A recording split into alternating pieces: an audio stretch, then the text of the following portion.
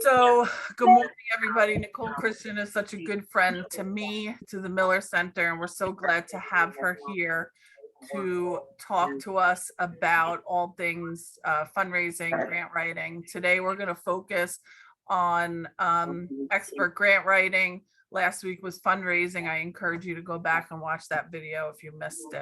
But I'm going to let Nicole take it away, and I am going to mute anybody who hasn't muted themselves. That said, we will have time to talk amongst ourselves, and you can put any comments in the chat, and Nicole or I will address them. Okay, thanks. Take it away, Nicole. Good morning, everyone. Good to see some familiar faces, some new, some old. My name is Nicole Jean Christian. I've been a grant writer and fundraiser and manager and administrator for over 20 years. I have 25 years of combined experience in economic development. I've worked at every level of government and for all types of nonprofits, small, medium, and large, community-based, and those led by other types of missions. The whole focus of our summer camp that Elizabeth and I kind of developed came out of one of the workshops we had done last season. And there were so many things we wanted to continue talking about, and the 45 minutes, hour session just wasn't enough. So we put this summer camp together in 4 modules with the idea that we would have a very intense, focused discussion about each topical area. So last week we talked about expert fundraising. This week is about grant writing. Next week is about sustainability. And then after that, our September 12th is where do we go from here? How do we take what we've learned and integrate it into our activity on a daily basis to improve and tool up for the fall? I provided an action goal form to all of you at the start of the first session. If you don't have one, it's okay. All you need is a piece of paper, and you're just going to write goal. And underneath that, you're going to write action with today's date. So each session, you were to have a goal for what it is that you wanted to come out of that learning process. So whatever you learned, what was the goal for you to either take it, integrate it? What is it that you were hoping to achieve? And then what we're going to talk about are some of the actions you can take after our session today. So we have a few people still joining. I did ask everyone to provide their organization. If you're not comfortable sharing the name, the industry would be very helpful because there are some things that I really want to put together for our last session. I've been collecting that data because I want to put our where do we go from here together in a way that's very relevant for each of you. So we have organizations so far that represented youth, folks with disabilities, literacy, domestic violence, health, and now we have, okay, Alzheimer's. I didn't have that one. So it's really important for you to put your industry into the chat. Also, any questions that you have while I speak during the presentation, feel free to drop it in the chat. We do have 2 activity sessions, 2 activities that I created. And because we're under 20, it's a small group, we'll be able to do those activities individually. We're not going to break you out into rooms. You'll do that on your own. And then we'll talk about it and go through the activities ourselves. So without further ado, I am going to share my screen. Thank you very much, Elizabeth, for making me the host. And we're going to go ahead and get started.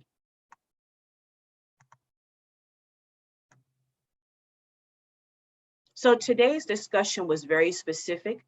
We are going to cover how you find grants, how you write your case statement, determining your goals, objectives, and how do you evaluate outcomes. I have essentially narrowed down what I consider the most important elements of a grant proposal or a grant application. I've written grants for as little as, in one grant for as little as 5,000 up to over 10 million. And all the grant applications, successful applications, require 3 or 4 main things: your case statement or your need statement, and understanding what your goal, objectives, and outcomes are. And a lot of times we look at those words very differently than they are in the grant writing world. So we're going to spend a little bit of time on that. Today's agenda, you know, I'm all about timing. What I'd like you to do right now for about 1 minute, we'll take 60 seconds. I'm really practicing success visualization. I think it's really important for you to know what it is that you hope to achieve that's measurable. Are you looking to raise $10,000, $1 million, 500,000? Or are you looking to write 3 grant applications this year for a total of 250,000? And then I want you to visualize for 60 seconds in your head what success looks like. And I have a little visual here that might help you a little bit, but I always go over the top. So success visualizations for me are celebratory. I envision myself accepting a check, laughing, joking, counting money, whatever that may be. And just for our benefit in these 60 seconds, just write in the chat what success looks like for you. So let's take 60 seconds to just visualize that.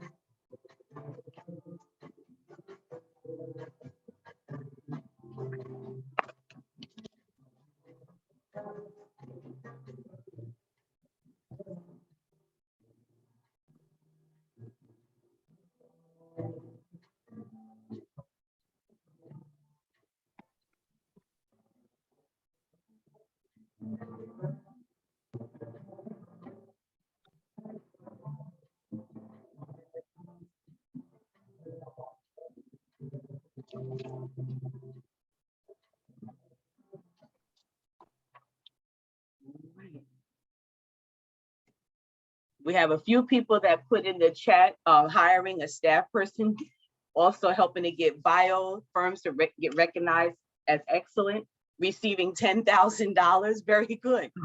Really, really important and fun.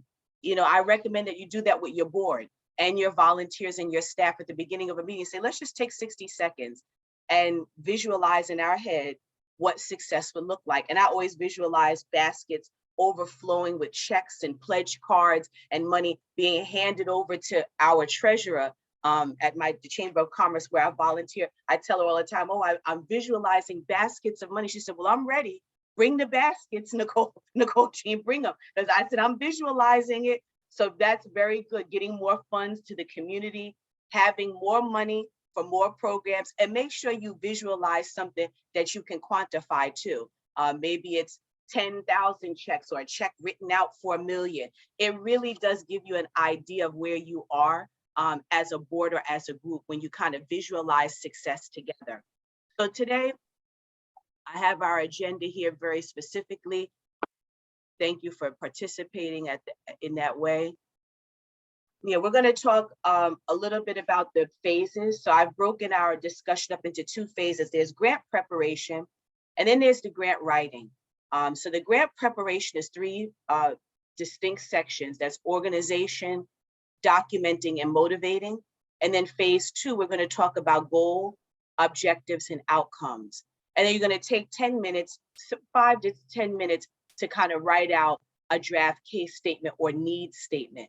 That's the word that it's interchangeable, case statement or need statement. And I'm going to show you a grant proposal, a successful one, and then we're going to have a little bit of Q&A.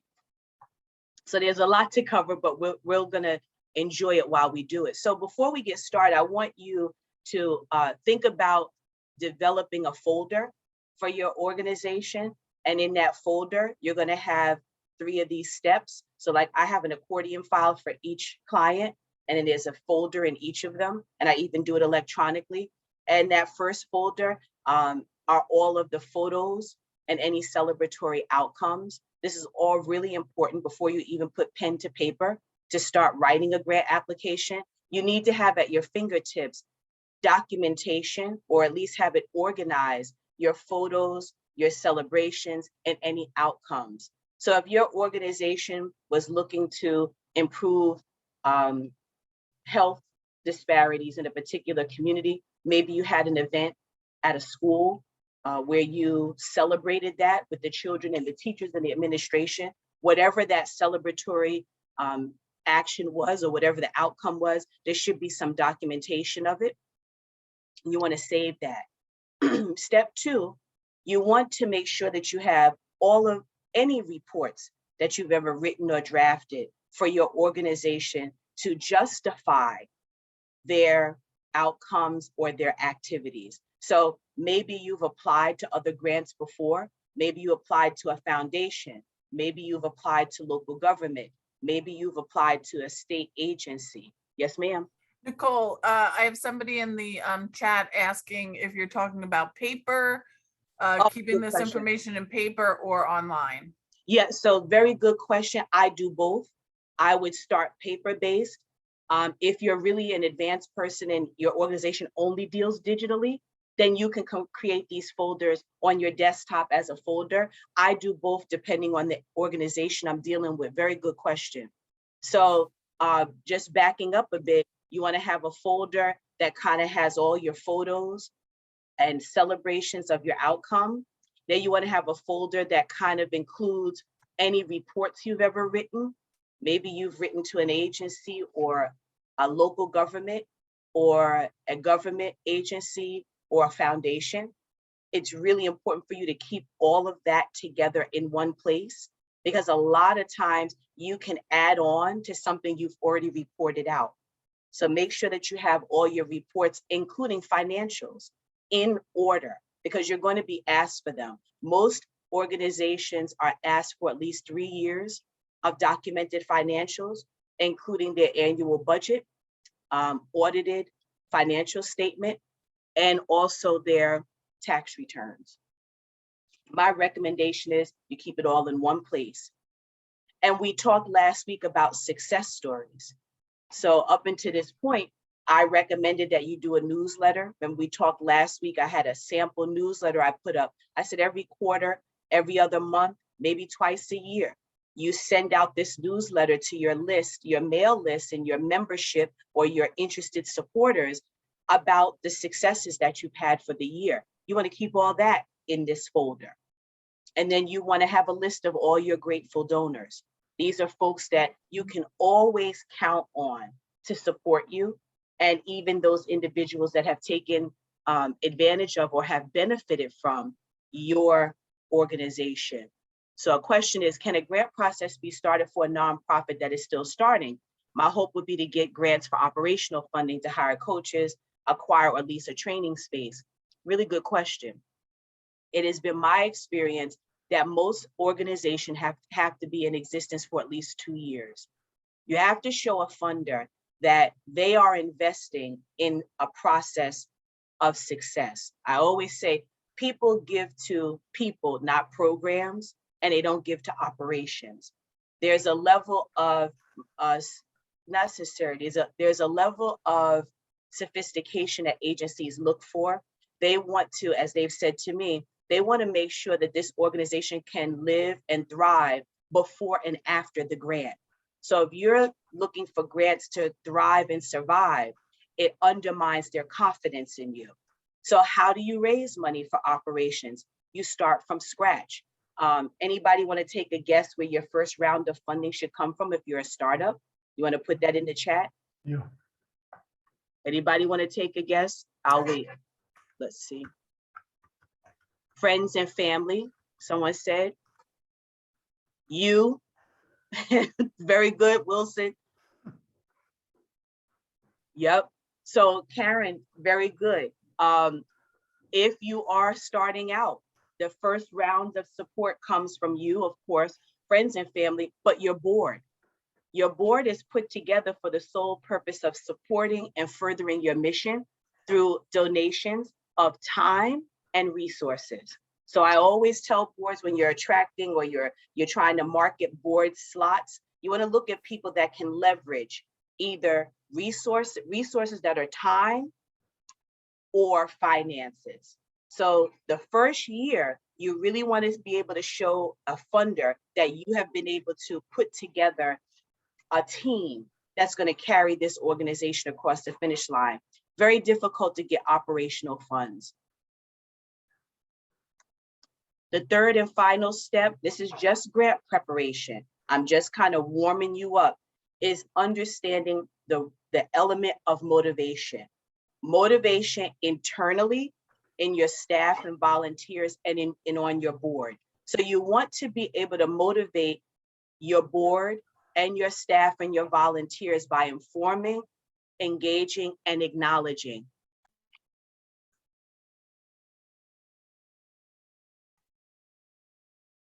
Go ahead. Nicole, somebody had a question earlier and I'm not sure if this is the right time to ask. But she wondered what to look for when hiring a grant writer. So I'm going to throw that out there so you can maybe include it as you speak or answer it later. And I just wrote that down. Okay. I will absolutely cover that. Yeah, we need to talk about fundraising and grant writing consultants, actually, both. Yeah, definitely. I will definitely cover that after this, probably after this slide or the next one. Yeah, so motivation, I am helping folks now put scripts together so that their board, staff, and volunteers can successfully do an elevator speech.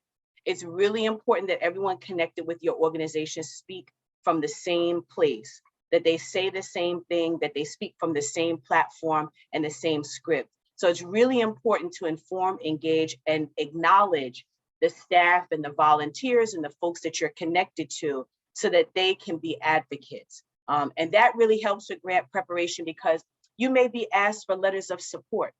And letters of support are tricky because a lot of times funders want to see letters of support from different types of organizations, not the same people that you would always ask, maybe an area business or a guidance counselor, or maybe a faith-based institution. They often like to see letters of support from non-traditional sources. And one of the places you can get the direction for those non-traditional sources of letters of support is through your board, staff, and volunteers.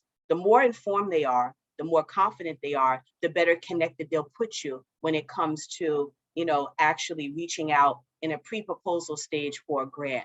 Because folks ask me all the time, can I talk to a grant agency, that I want to apply to?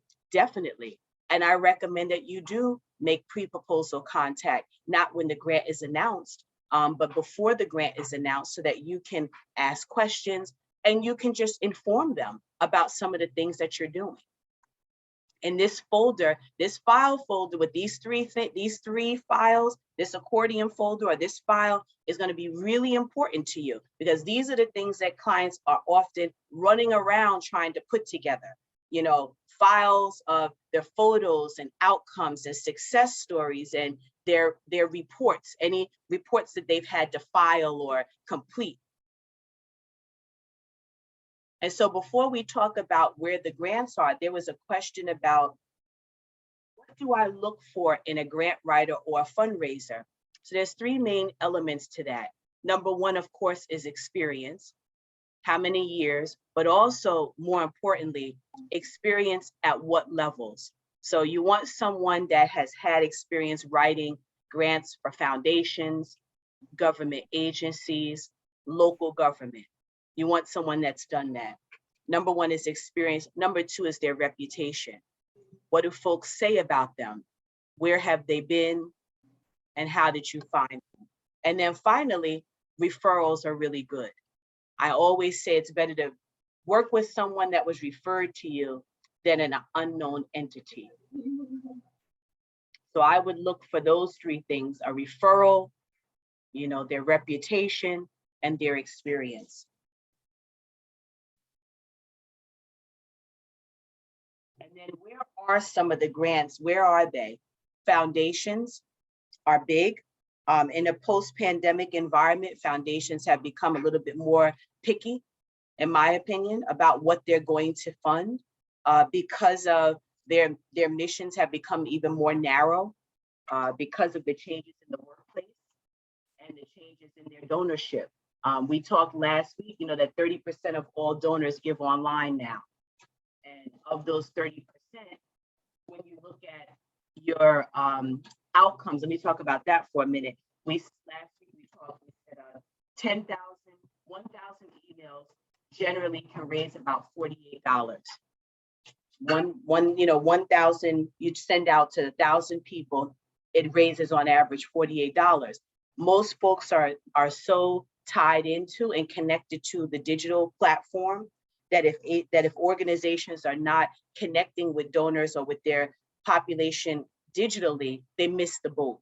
So there's like a digital gap that I'm finding now. Like foundations are asking very specific questions about your website, your social media, your engagement, what platforms you use, because that's where donors are. You know, donors are using more virtual means to communicate and get their work done.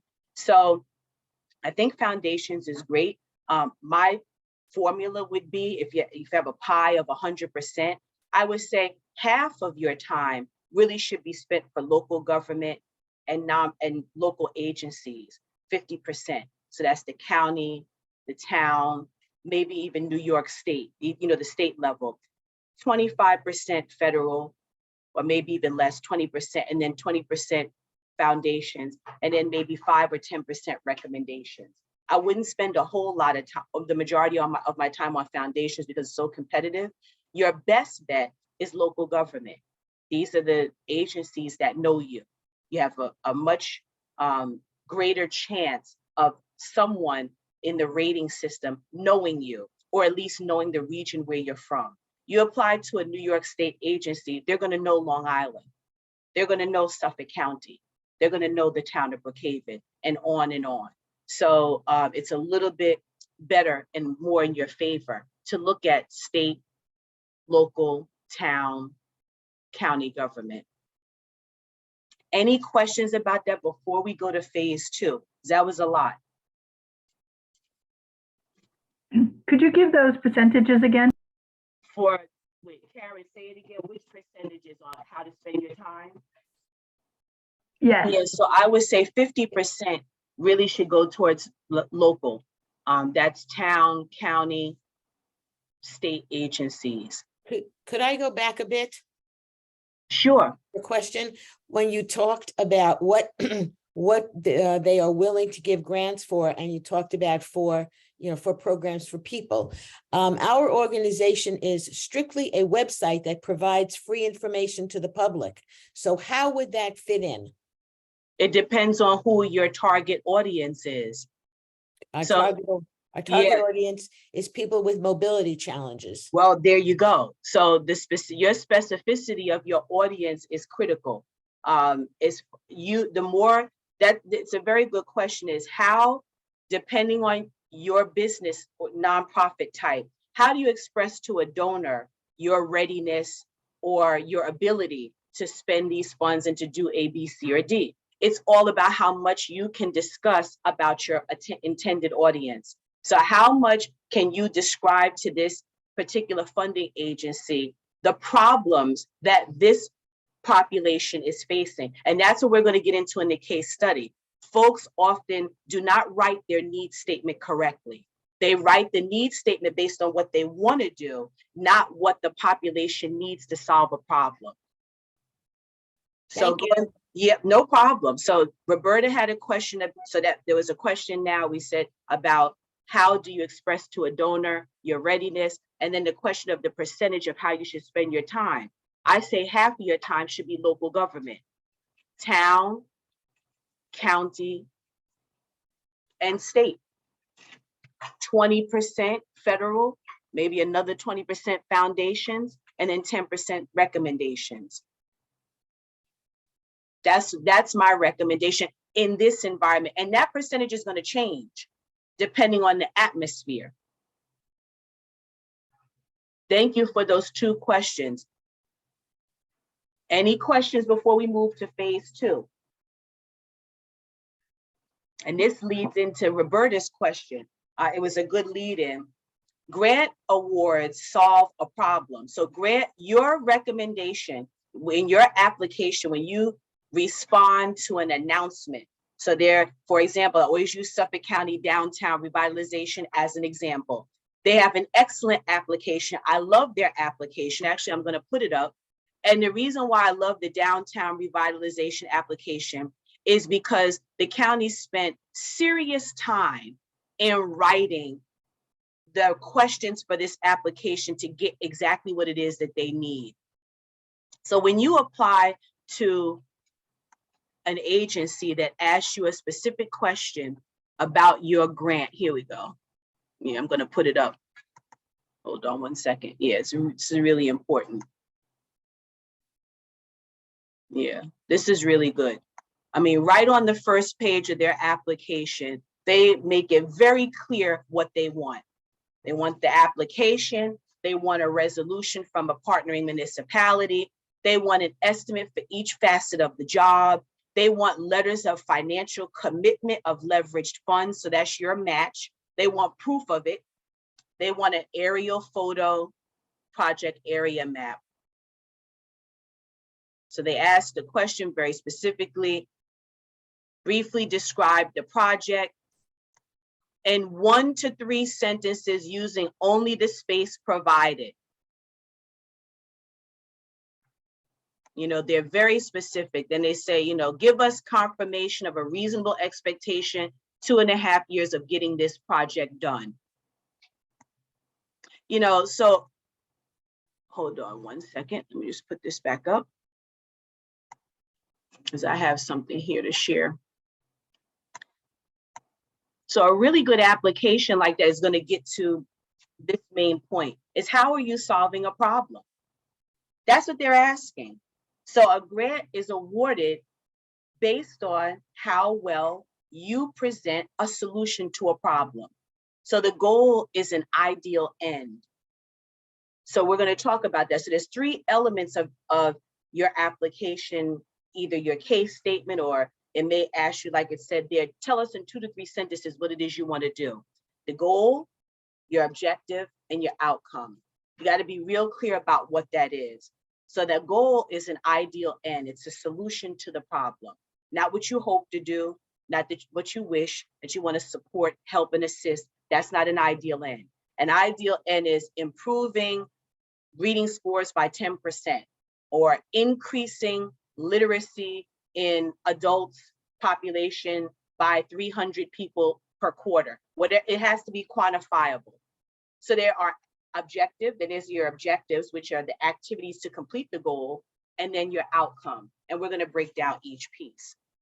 And I'm going to give you a formula for writing this. So your goal is an idealized end, spoken in the future tense, and it does 3 things. It identifies the population, who they are, the number of the people you want to actually affect, and then the location where you are. So 25 or 100 7th graders from the centralized sub-school district will. That's it right there. Mobility, and we have a mobility organization that's focusing on mobility challenged individuals. So XYZ organization will connect with 450 mobility challenged adults through an online platform, providing workshops, simulations, and seminars to access nutritional help, whatever it might be. You have to be very specific. I'm just guessing now. In New York State over the next year. So you want to clearly identify the population, how many, where you're located, and what it is that you want to do in a sentence. Your objectives are activities. So we were taught that objectives are goals. You know, that like, what's your objective here? Oh, I want to do this and I want to do that. Well, in the grant world, objectives are activities. They're measurable activities, something that your population will do, learn, or understand. It's measurable. Do, learn, or understand. Those 3. Are they going to do something? Are they going to learn something? Are they going to understand something better? And those activities should be connected to the ideal goal, the idealized end, the goal. Your outcome is the measurable result. So that's the solution. So you got 3 things here. The goal is what you want to accomplish. It's the idealized end. What is that person going to do, learn, and understand? That's the objectives. And then the outcome is measuring it. Any questions about those 3? Because there's often confusion about that, because we've been taught in other ways what a goal, objective, and an outcome is, and it's different here. Nicole, I have a question. And this is from like the Miller side when we're doing grants. We when we're writing the grant, and they ask about results, like we can absolutely say, our goal is to have 50 people attend this program, but sometimes they want such specific information that we're not willing, because of the organization that we are, it would be weird for us to collect income level, how much additional money you made after you took this program. Are there terms or wording that you can suggest that would like get us, past that kind of wording? Yeah, I'm I not think, saying this right, but no, that would, you are. Yeah, Okay, so okay. the question is, how do you express to a donor? I mean, how do you express to a grant making agency what your objectives and your goals are when you have a broad mission, right? So Elizabeth touches on something that's really important, that we may need to do like a 30-minute workshop just on evaluation. And that's something I didn't think about until now. All these questions are coming out, and what you're pointing to is evaluation and counting people, attendance, hits, if they purchase something or pick up. That's not a measurable outcome. A measurable outcome is, what are they going to do, learn, or understand?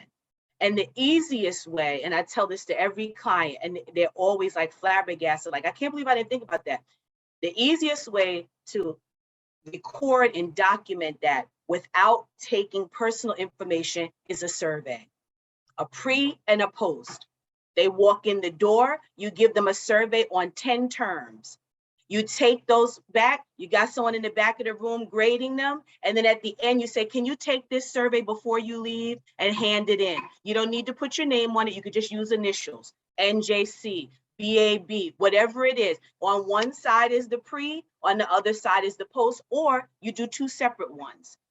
That is the easiest way to show a grant making agency that you are accomplishing something. So whatever you develop, there has to be a measurable result. It can't just be holding an event, attending, picking up packets. What are they getting from these packets? Like in this workshop right now, I could evaluate very easily. I would ask you as soon as you came in, what does evaluation mean? What does grant evaluation? I'll let you write that. Then I would say, what are the main, name 3 parts of a grant application? You'd write that out, whatever.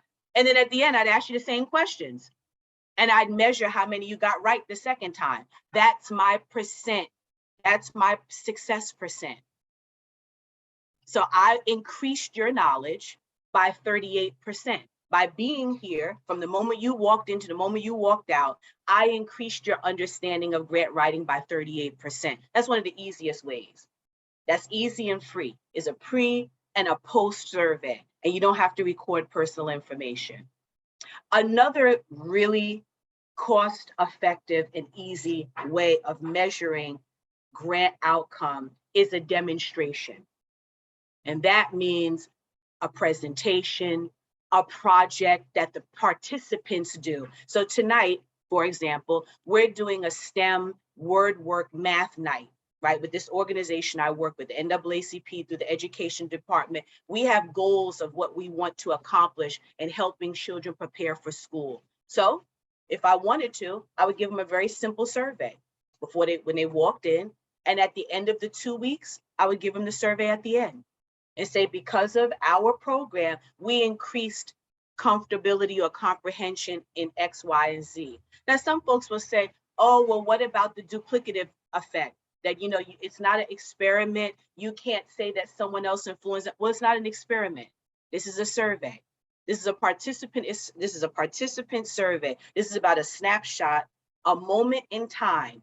When they walked in the door, this was their comprehension level. When they walked out of our door, this was the comprehension level. So easy is surveys and demonstrations.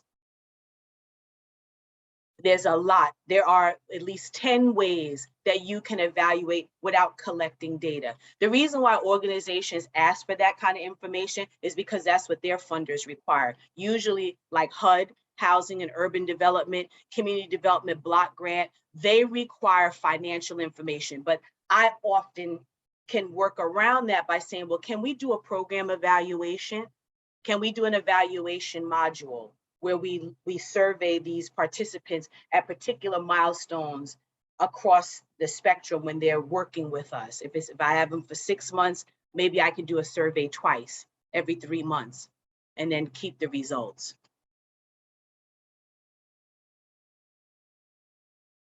Any questions about that? Very important. Let's review before we take the moment to work on it. So the goal is the idealized end spoken in future tense. Specifically, identify the population, how many participants, where they are, and the idealized end. Then objectives, I recommend 3 to 4. 3 to 4 really good activities.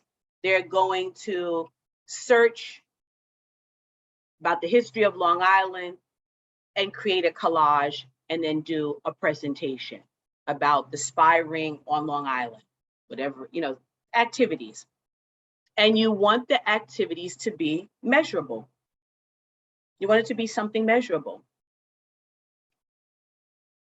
So we're going to take maybe 2 minutes and work on a goal, objective, and outcome, and then kind of talk about it before we move into the next phase.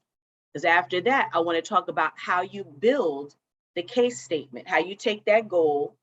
There's only one goal, there's 3 or 4 objectives, and there's one outcome. I'll say it again, one goal, 3 or 4 objectives. Remember, objectives are activities. It's what the population is going to do, learn, or understand. And then the outcome is the measurable result. If you get that, all of your grant application scores will skyrocket, because then the funder knows and has confidence in your knowledge of the population. You are a solution generator, because the reason why they have grants, agencies put out grants, is to help solve a problem that they can't solve on their own. So move away from counting widgets and focus more on knowledge, understanding what they're going to physically do. So if you do a financial literacy program, what's an easy way to measure financial literacy for adults? Will they open a checking account in 30 days? And you survey them. Say, hey, did you, week 1, we went over this. We're at week 3. Did you open a checking account yet? Did you open a savings account? Is it positive? And you don't need to take their information. It's just, these are very simple ways to measure results. So we're going to just take maybe, 9:41, 9:44. If you want to, we're going to circle back. I'm going to ask 2 or 3 people to volunteer. And we're just going to talk about your goal, one of your objectives, and your outcome. So don't stress yourself in doing 3 or 4. What's the goal? So what are people going to do, understand, or learn? How many people? Where are they? And then what activity are they going to do? Just work on that.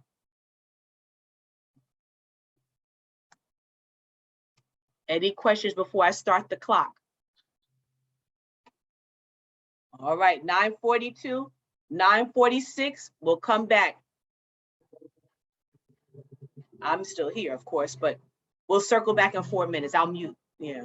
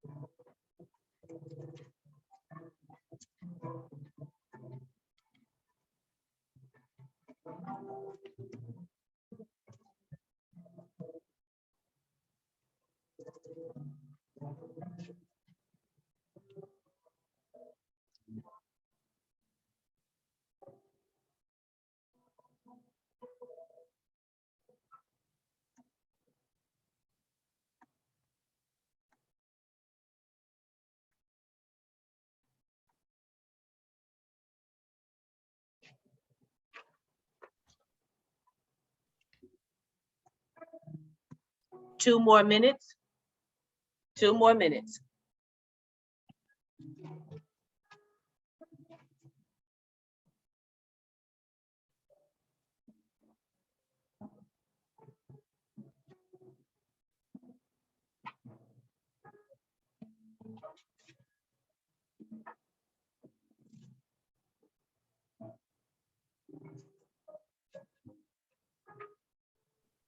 I have a question. Can I ask a question while I'm doing this?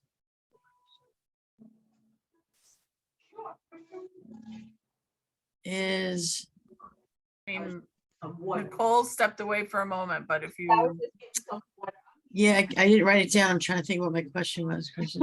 I was getting some water. I can't read my writing. I'm writing too fast. But I'm here. Yeah, definitely. If you have any questions while we work with this, we have 1 minute left. Any questions? Definitely, I'm here. I have a question about my measurable, the measurable, Yeah, because we want people to plan. I'll turn my camera on, so I'm talking to you. We want people to plan to change their behavior. Can we ask them in a measurable, do you plan to change your behavior? well, be specific. What is it that you're hoping to do? We're hoping that people will be better prepared to go into the healthcare system as a patient. So we want them to have the list of medications. We want them to have somebody to advocate for them, et cetera. And so would we have to go back to them at a later date? Because not everybody goes to the doctor unless we're doing older people. We did it with kids and they like didn't go to the doctor for a whole year. So we couldn't measure that. So Yeah.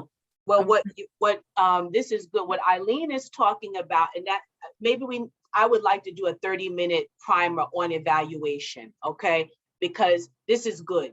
I'm glad you asked this, Eileen. So there's like 3 main areas of program accomplishment, right? So there's knowledge, there's building the knowledge base of your population. Then there's understanding, and then there's preparedness. Okay, because I've done graduate level work in program evaluation. There's like 10 areas, but that's the 3 main things: is understanding, knowledge base, and preparedness. Under each of those experiences, there are ways to measure that you're doing that thing. So when we talk about understanding and when we talk about knowledge, 2 totally different things. What's the difference between knowledge and understanding? Think about yourself, like knowledge. Would it be what you know and how you apply that knowledge? There you go. Yeah. So knowledge is just knowing the terms or being comfortable with the concepts. Understanding is applying it. Yeah, understanding is applying it. So knowledge. Yes, the classes, the English.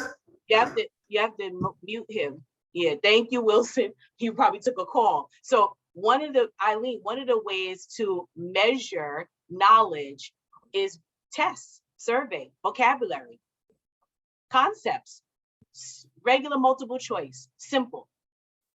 Are they familiar with this term? Do you know what such and such is, true or false? Understanding is how many times in the past year have you made an appointment with a doctor for a family member? 1 to 3, 4 to 5, 6 to 7. That's understanding. Preparedness, think about what they did after Hurricane Sandy. I was a grant writer and a consultant for the Stony Brook Small Business Development Center after Hurricane Sandy. One of the big things was preparedness, disaster preparedness. You remember all the marketing that's been out about your family's go-to plan, right? Preparedness is a checklist. It's literally, do you have these 10 things in your house? How can I help you get a battery pack, a waterproof blanket, 2 months of insulin if you're a diabetic or a high blood pressure medication, It's a checklist. So that's preparedness. So there's 3 different ways you can very easily capture this information. Is looking at knowledge, understanding or preparedness. I think for you, I think a checklist is easy. Yeah, but it couldn't be done the same day. We would have to go back to them. The only one that we could go do the same day of the presentation, because that's what we're working on, would be the test, the true false. Yeah, you don't have to do it the same day. Evaluations don't have to be the same day. Because people don't necessarily answer them. Do they Yeah, respond? but it doesn't have to be on the same day though. Okay. Because we want to wait and get the information, see if they change their behavior, which would be ideal. Have they gone home and changed their behavior?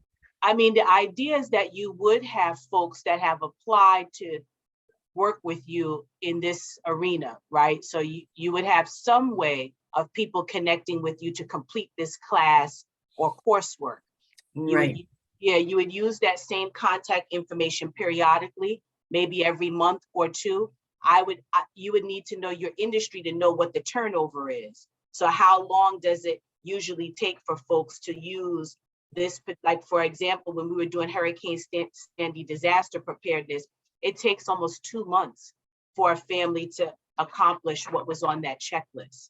That's what we found out.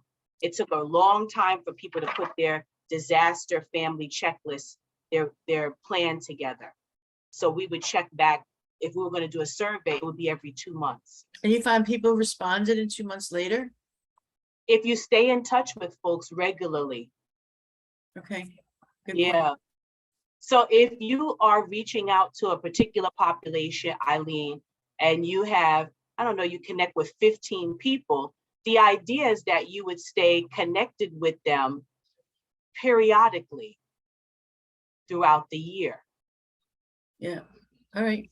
We don't, but you can do it. That's a good point. Maybe a newsletter, something simple. Right. Just Okay. a newsletter, maybe during particular times of the year. And could that be worked into the grant, that the newsletter will go out to remind them of what they learned and the follow-up? It wouldn't be just the presentation that they're learning. It would also be that they're getting educated throughout the time. It would be the evaluation section. So if you look in applications, sometimes they'll ask you, how will you measure the effectiveness of your program? You've seen questions like that. This is your evaluation protocol.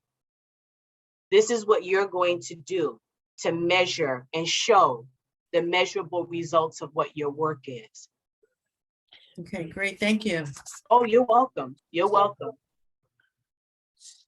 So if we are asking for a grant to make our website accessible to people with with other disabilities other than mobility challenges, would our success be measured in the change in the number of people that use the website?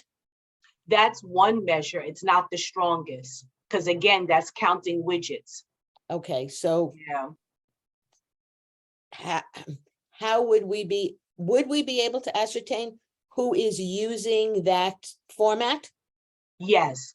So the evaluation protocol, what we talked about earlier, is this idea that if folks are coming to your website, you want to capture contact information for them, either through, usually like if I go to a website for a particular organization, it'll say, enter your name and email address here. Some way of capturing contact information to follow up with you later.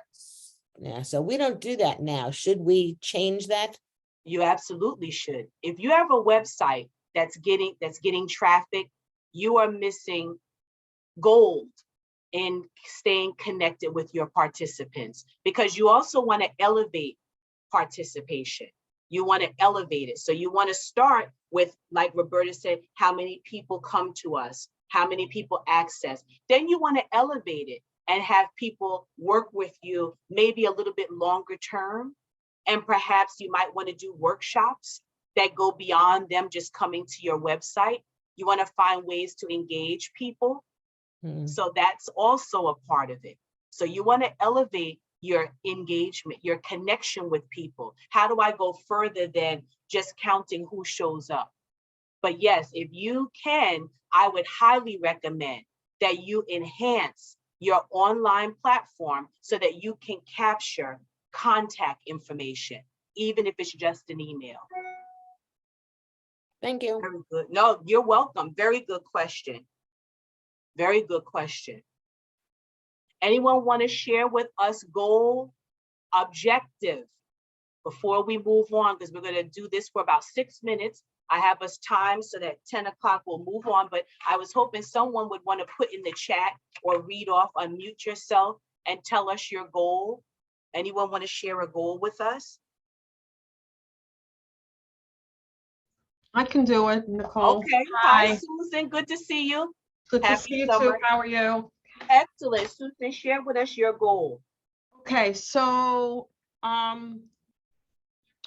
one goal would be, well, the goal would be at least 10 Suffolk County adult students will have the skills needed to apply for US citizenship. Very good.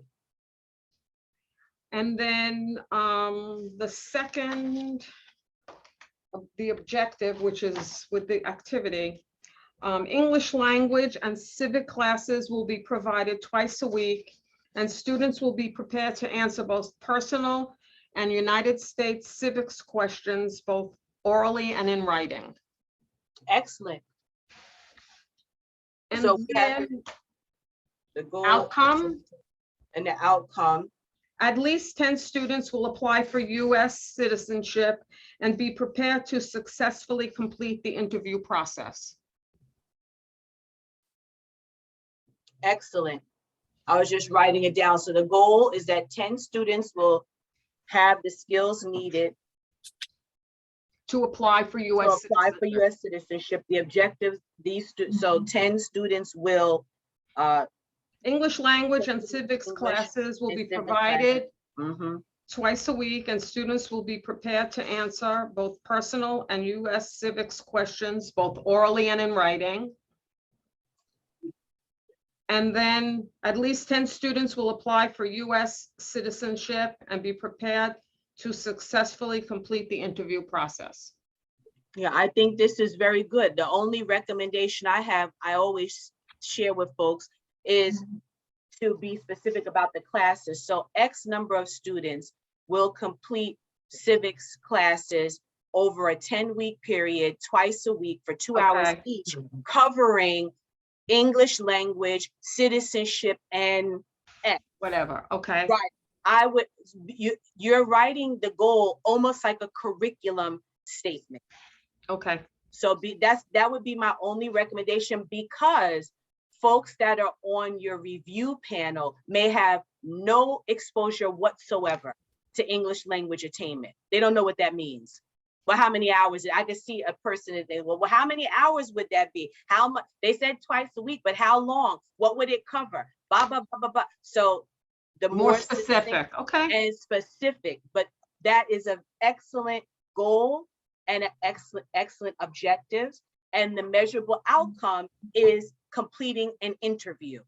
You didn't say it successfully, but they scheduled and complete an interview or the application, whatever that is. Mhm. Very good. Very good. Thanks.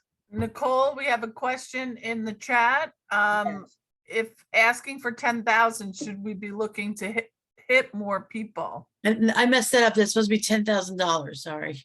Oh, I was gonna say 10,000 people. Like, how do you Okay. know how many? Like, they don't want to hear, do they want to hear 20 people in who get in the company? Let me tell you something. One thing I know about review panels, I have been on the side of the evaluator for the federal government and the state, and I have been on the side of a grant writer. They don't care if it's 10 or 100, is it a success?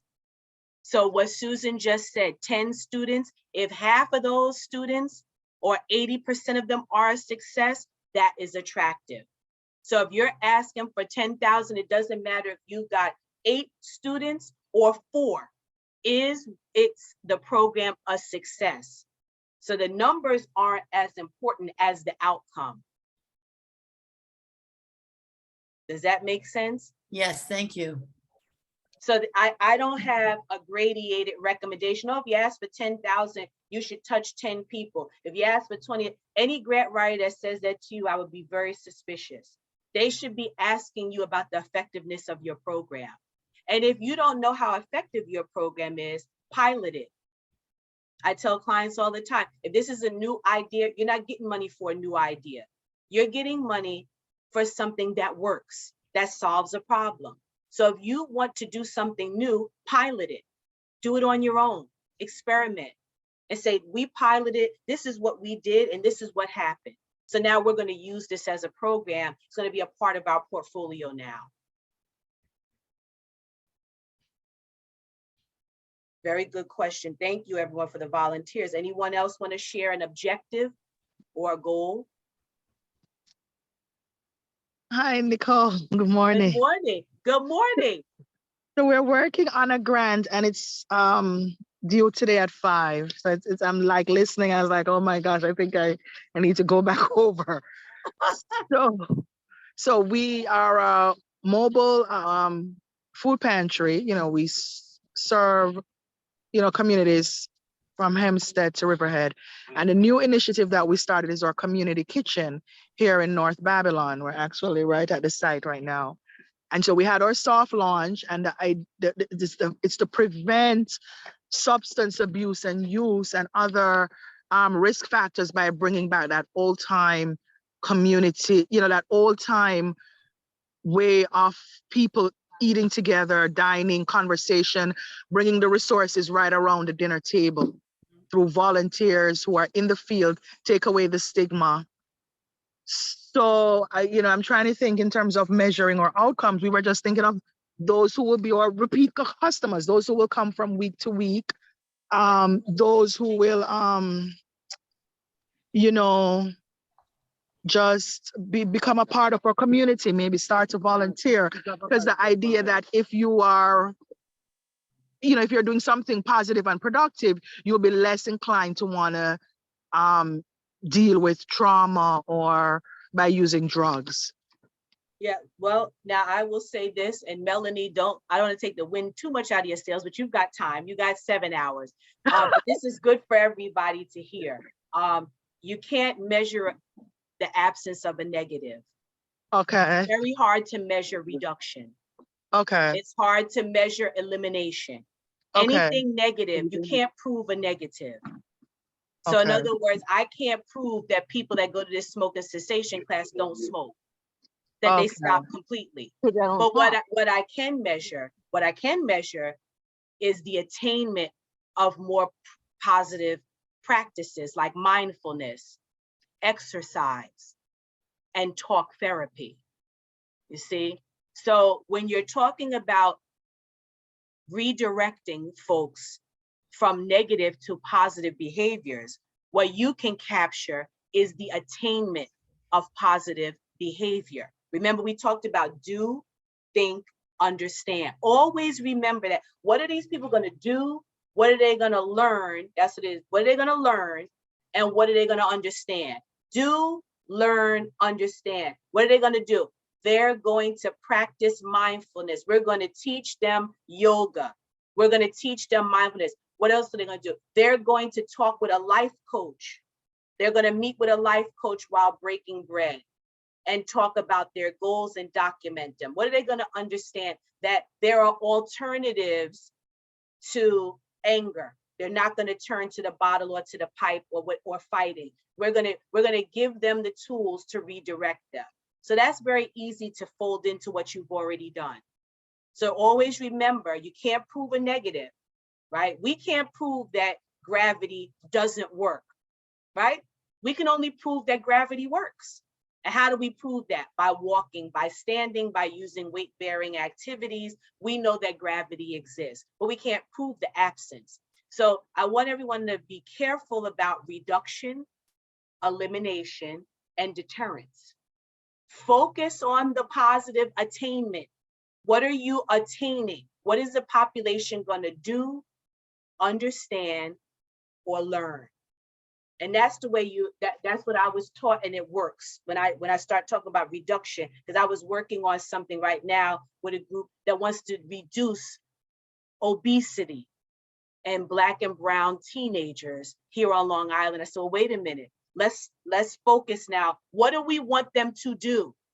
Not the reduction part. Oh, well, we want them to cook fresh food. We're going to have an organic farm and we're going to cook it. I said, well, there you go. So we want to create a more healthy eating pattern. So we want to give them the tools to pick good food, good ways to cook it, to retain nutrition. And then we want them to bring those ideas home. So how can we do that? Oh, let's do a recipe book. Very good. And then we do a forum. We have a healthy eating forum at the end of the 6 weeks where they bring their favorite recipe. They talk about how many minutes of Zumba they did, whether or not they want to share how many inches they lost, up to them, blah, blah, blah. But let's not look at the reduction. How are we going to improve reducing obesity? By skill attainment. The idea is that people will learn a skill and they'll use it. That's how you put yourself ahead of the pack. That's how you put yourself ahead. That's how you become a solution generator. So the agency will say, oh, this group is going to solve a problem. They're going to really be working to solve a problem. And one of the things in program evaluation, when you go back to solving a problem, is so what? Who cares is what I always tell my students. Who cares that you reduce obesity? Who cares if you reduce illiteracy? Who cares if you reduce drug addiction? Talk about who cares. Well, we do, because citizenry is a shared experience. The more skills a person has and the more options they have, the better they contribute to society, which makes my life better as a community member, and on and on and on. And Eileen has her hand up. My question is about, for instance, what she was describing, what Melanie was describing, pulling in partnerships. So if they have the food and then they have another, let's say they worked with a, a VFW hall or something to serve the food and have the counselors, could they all get, is it look better to do that for grantors? That's a good one. And I'm so glad you brought that up. That's a good one. That is a good one. Partnerships are extremely powerful. And partnerships, Eileen brought something up. Let me say this, and I tell clients this and they laugh at me, but it's true. Partnerships with competitors is even more powerful. When you connect with a perceived partner, a grant agency looks very favorable on that. Very favorable. Okay, thanks. Oh, yes. Very good advice. Any partnering is a plus, especially with a perceived competitor. I love that. Very good. Very good.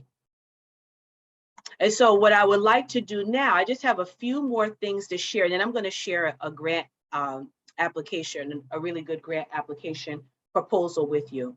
Talk about the case statement or the needs statement. This is a concise document that clearly explains what your organization, what need they seek to meet, right? What problem they're going to solve, how you have and plan to meet that need. So that's what you're going to do.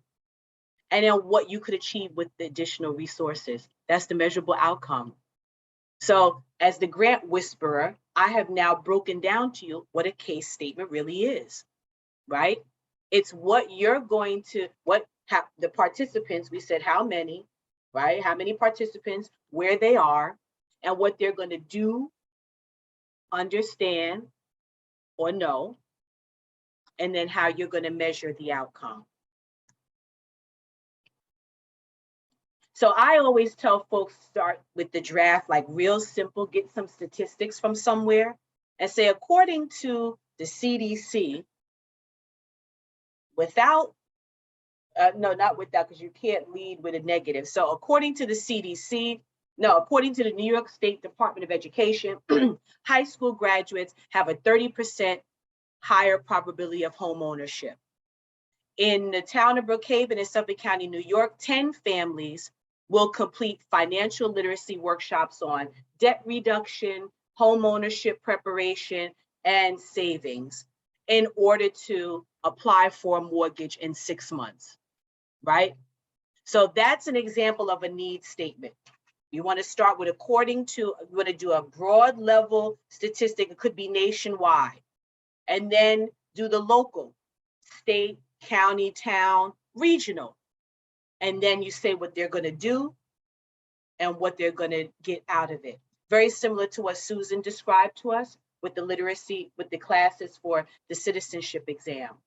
The only thing left off of that was there was no statistic about the United States. Not every agency needs that. This is a practice for you. This is what I use the Foundation Center for a lot, because they have lots of really good statistics on what people do in particular practice areas. So 3 sentences, I tell people, according to then the regional in New York State, Brooklyn, Long Island, whatever, X number of participants will, and then you listed activities, and then the desired outcome. 4 sentences.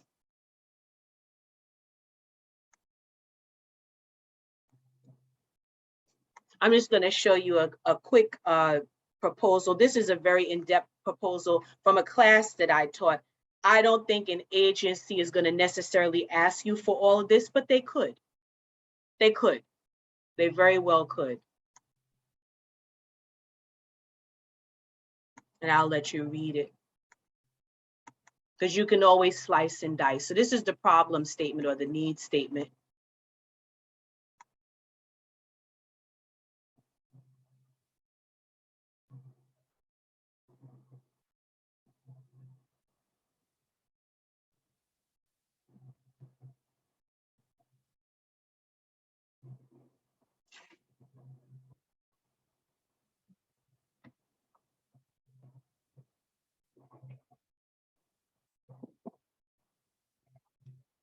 So this was a student that was creating a STEM program for minority females.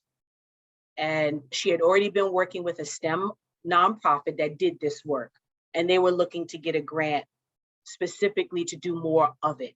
So her problem statement was very quantitative, because she had the numbers. And according to her, she had a great passion about STEM because of the opportunities that were exploding and how many positions were being left unoccupied because of the lack of a pipeline. And needless to say, she got the money. So she took the class, we worked on this together. It was a charter school that incorporated this into their curriculum.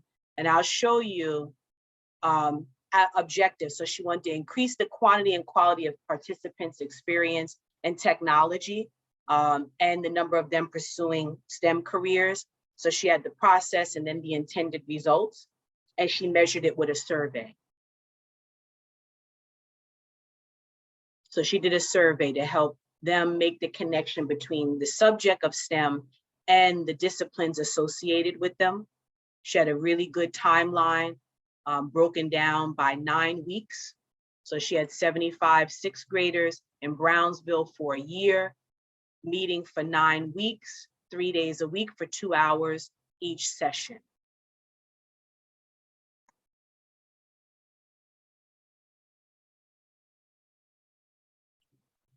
Logic model included the inputs and the activities. So going back to Susan's example, tutoring, seminars, workshops, etc. And then the short and long-term outcomes, which were measured by a survey and a project. And this is the part, this is what I was looking for, is the evaluation plan. So the evaluation plan she used was a pre and a post survey for learning objectives, awareness, and then she was going to work with the schools to get the results of their standardized test scores. And then again, a pre and a post measuring motivation. What other students have done, if possible, like in a situation similar to Melanie, is when your population can complete a journal. If you've got them for 10 weeks, maybe they do a journal. And then at the end, they do a poster contest, a poster or a collage describing their trajectory, their experiences going on this trajectory.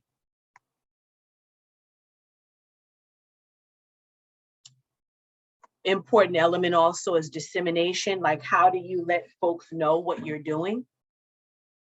How does the world know that you're solving a problem? How do you become acknowledged as a leader in the field? Are you writing up white papers and presenting them at conferences? What about press releases? I always do my own press release for NJC Consulting. I do a press release every year for my business, and I would do it for any nonprofit. Just announce an event you're having even. And then another great way is to present at a local board hearing. A lot of times now I tell nonprofits, you need to contact your council person, your Suffolk County legislator, and present to them what you're doing. Get them in the loop.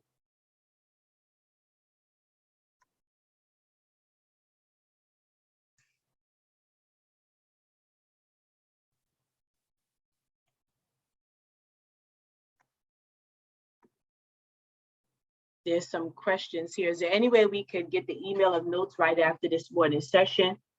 Yep, and then there was another question. Did the grant app give all the heading, or did the grant writer supply them? Wait, what do you mean? All the different categories of information that she supplied in the grant, were they each category asked for, or is this something that the grant writer put together herself or himself?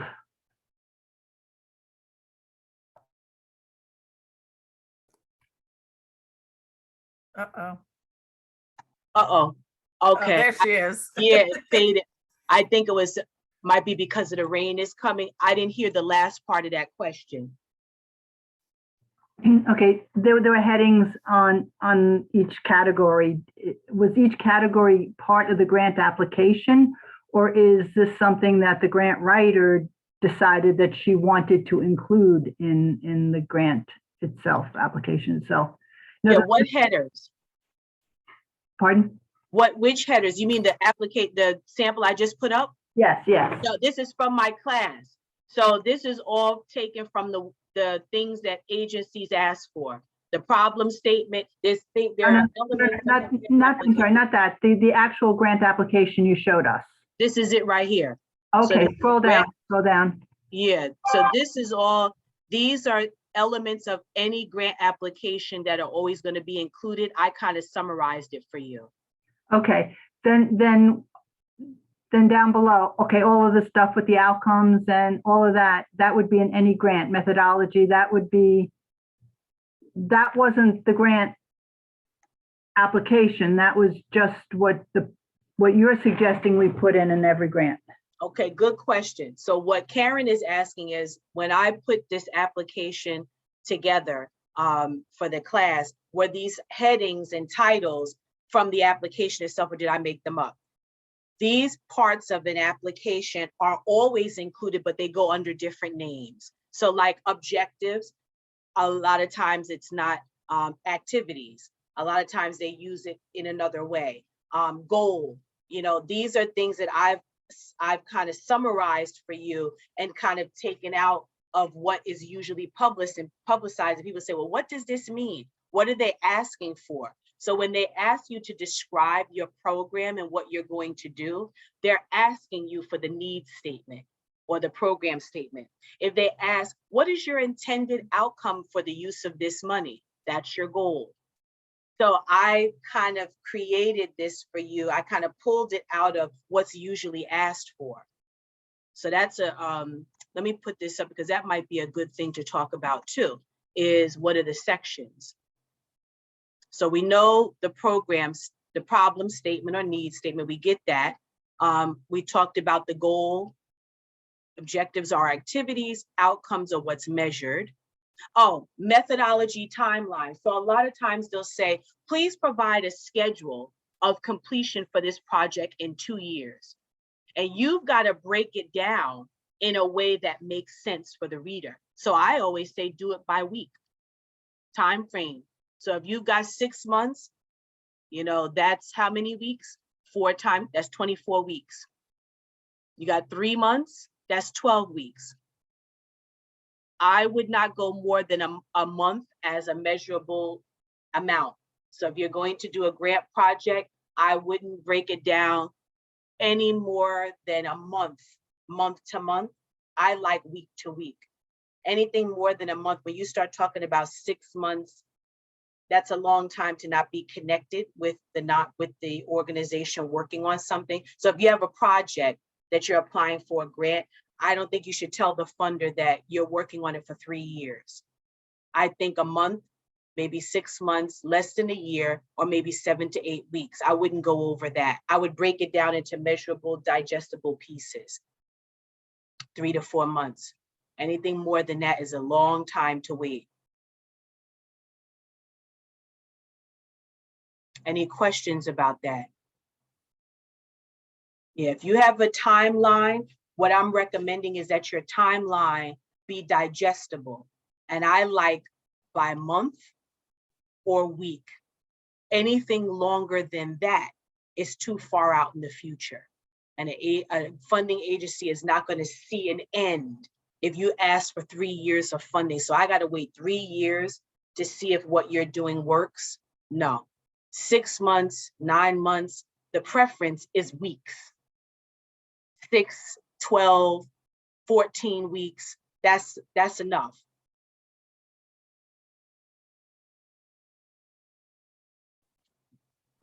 I find, Nicole, that a lot of the grants that we fill out, or that I particularly work on, which are not government, more of foundation or organization, they give you, we want you to fulfill this grant starting September, like the one we just got, it's like September 2022 through February 2023. You should have all this stuff done. We want you to report by March 2023. Yep. So a lot of places, do the work for you in the sense that they tell you exactly what they want. Mm-hmm. Mm-hmm. And I think what Elizabeth's point that she's making that's really good is that most times a funder is going to give you what their reporting cycle is. So if it's 18 months, my recommendation is that you break that down into the most digestible elements, either 18 months or 2 cycles of 8 months each, which is like 32 weeks. So that's like 64 weeks. But it needs to be digestible, have activities for each of those components that are measurable, because a person should be able to pick up your timeline and get a true sense immediately of what you're seeking to do. So most times an agency will provide, an agency will provide a reporting period for you. They will. I also want to recommend, as the other side of what Nicole does, like the not a grant writer trying to find grants. I always attend the webinars they have before the grant period is done. So a lot of places will have like a grant info session, and you might think, I don't need this, the grant's pretty straightforward. Attend the webinar, attend the session, because people ask questions you don't even think to ask. And oftentimes they'll talk about what they're specifically looking for and where they're going to weight some information that, again, is not generally on the grant application. It's very true. Very true. A lot of successful grant writing is really about the preparation and the packaging. Because being on evaluation panels, I've been in panels discussions where the agency, the applicant didn't really answer the questions great, but the methodology was clear, that they had a solid methodology. They knew what the problem was, and they had a plan for attacking that problem. They may not have written about it the best way, but it was clear in their timeline that they were going to get, one time a person said, they're going to get to a positive end whether they knew it when they wrote this or not, because the methodology was so clear. And that's what you want to do. You want to have a methodology that's so clear that it almost guarantees success. And I would do it in a table format. I would write out your timeline, or sometimes it's called methodology. I would do it I would write it in a table format. I would present it in a table format and cut and paste it however you need to in the application. So I recommend charts all the time because it's clear and it's easy to understand. So I would definitely use charts.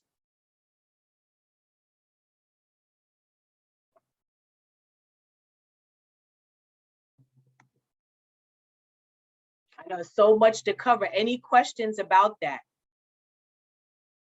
So let's talk about your actions moving forward.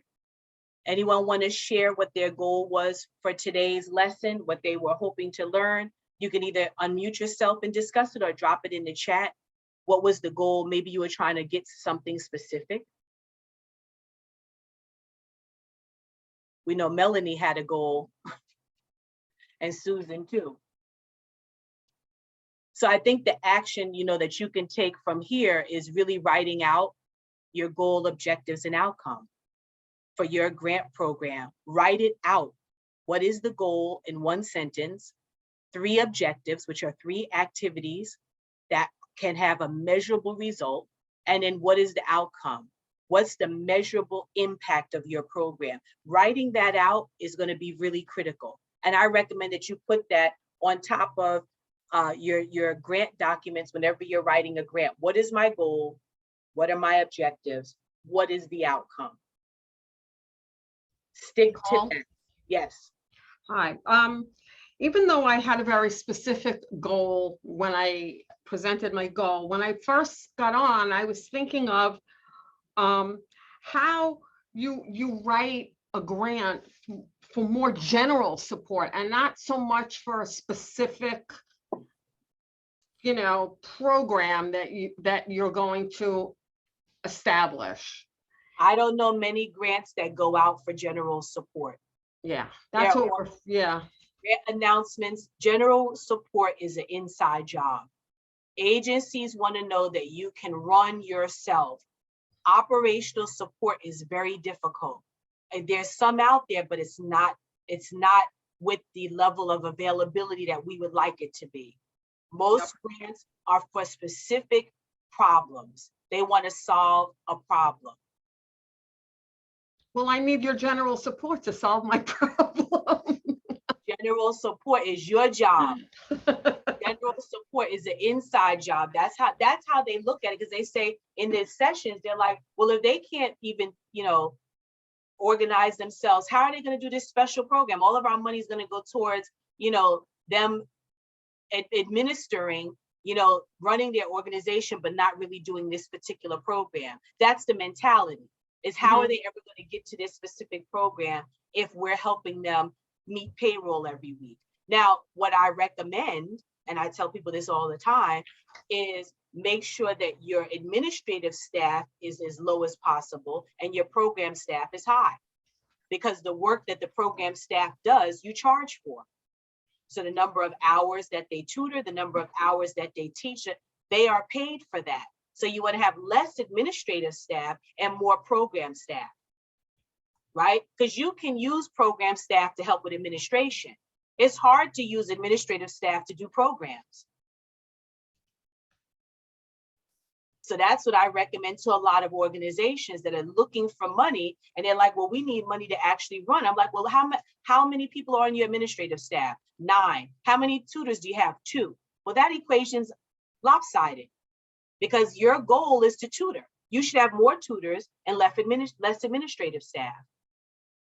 And that's what I'm only telling you what evaluators look at, because I sat in the room with the SBA, Department of Education, HUD, EPA. I sat in the room with these people when they were debating over grant applications. And that's always the thing. Well, how many people do they have dispatched to do this program? 4. Well, what's their administrative staff? 25. Well, they need less administrative staff. That's how they think. Okay. But can I ask a question, Nicole? So literacy does, they have their programs that they're already doing. when they're putting in a grant, do they always have to have like a brand new, we're going to do this a different way? And this is general, I'm just using literacy as an example. What is the success rate if you're just saying, listen, we're already doing this, but in order to reach more people or get more volunteer tutors, we need, you know, this $10,000 is going to help us make new workbooks to use in the existing programs? Good Like, does question. it always have to be new? Good question. What you're talking about is capacity. Grants agencies don't like to support capacity. They support programs. So if you want to build capacity, you want to reach more people, you have to continue to build success with what you're already doing. You're going to have to serve more people to justify getting funding to offset capacity. So it's a chicken before the egg. You're not going to get money to reach more people. You'll get money when you've already reached new people, and you're going to continue to do that. Continuance is better than capacity.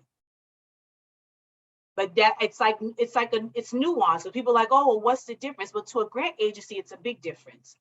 If you're asking me for money to do more, I want to see you do more first. So if you served 100 people last year and you're projected to serve 200 this year, then let's see what you've accomplished over the 100. Right? So if you want to do 200 next year, you did 100, you know, what was your goal and did you exceed it for this year? So 2020, we served 120 people. Next year, we want to serve 150. That's reasonable. But to say you served 75 and you want to serve 150 and you didn't achieve your goal for this year is not necessarily the strongest position to be in. And that's why I recommend that you always have a goal so that you can tell an agency, we exceeded our goal by X. Instead of just saying you want to serve the whole world, you want to be able to have a goal so that you can measure against it.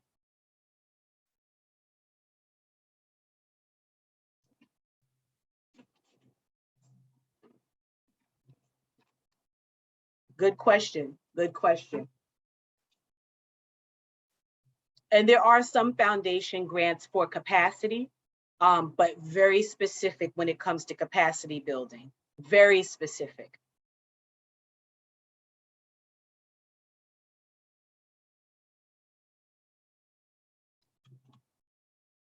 And next week, we're going to talk about sustainability, you know, specifically, what are the things that you should be thinking about as you're moving forward from this point on. So let's take a look at the curriculum for next week, because we're looking very specifically at attracting board members, strengthening board structure, conducting retreats and board development activity, because the board is the lifeblood with the membership. So next week, we're going to talk specific activities and ways to build sustainability. How do you continue this organization from this level or this stage to the next? Because there's stages of development. And how do we advance our stage of development? I'm sorry. Can we go back to that last screen, please?